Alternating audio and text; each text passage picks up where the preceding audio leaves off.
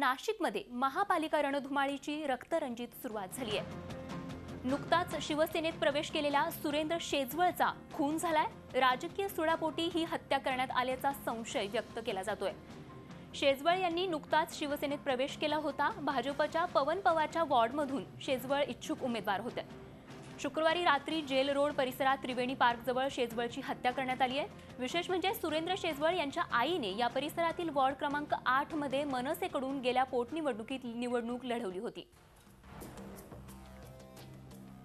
आणि या संदर्भात अधिक माहिती देण्यासाठी थेट नाशिकहून मुकुल कुलकर्णी आमचे प्रतिनिधी सध्या आपल्या सोबत आहेत।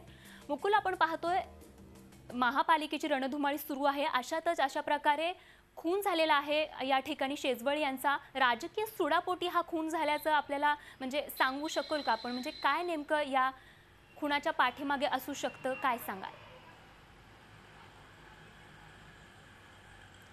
स्वाती, अत्यंत धक्कादायक अशी ही घटना आहे। या घटनेने राजकीय क्षेत्र नाही तर नाशिककर पूर्णतः हादरलेले आहेत। निवडणुकांच्या रणधुमाळीला आत्ता कुठे सुरुवात होते आणि पहिलाच खुनाची घटना नाशिकमध्ये घडलेली आहे।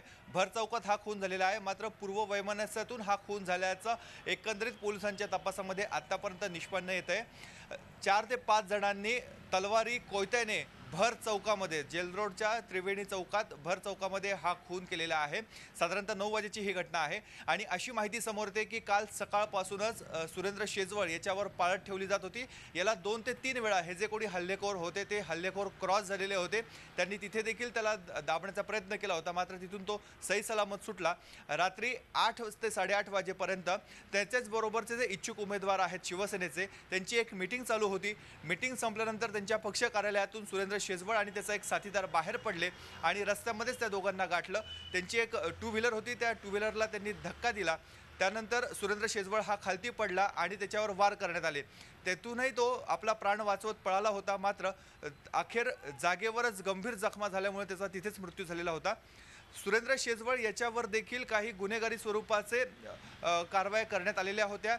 उपनगर म्हणा किंवा नाशिक रोड पोलीस ठाण्यामध्ये त्याच्यावर देखील गंभीर गुन्हे दाखल झालेले होते, मात्र तो त्यानंतर जामिनावर सुटला होता। आता एकंदरीत या घटनेमागे नेमकं कोण आहे, मागचे खुनाचे म्हणा किंवा मागच्या पूर्ववैमनस्यातून हा खून झाला आहे की राजकीय अडसर म्हणून त्याला बाजूला करण्यात आला आहे, हे तपासामध्ये निष्पन्न होईलच। मात्र आज तरी नाशिककर पूर्णतः हादरलेले आहे, राजकीय क्षेत्र देखील हादरलेलं आहे। नक्कीच, तर पूर्ण नाशिक या घटनेमुळे हादरलेला आहे। धन्यवाद मुकुल दिलेल्या सविस्तर बातमीमुळे।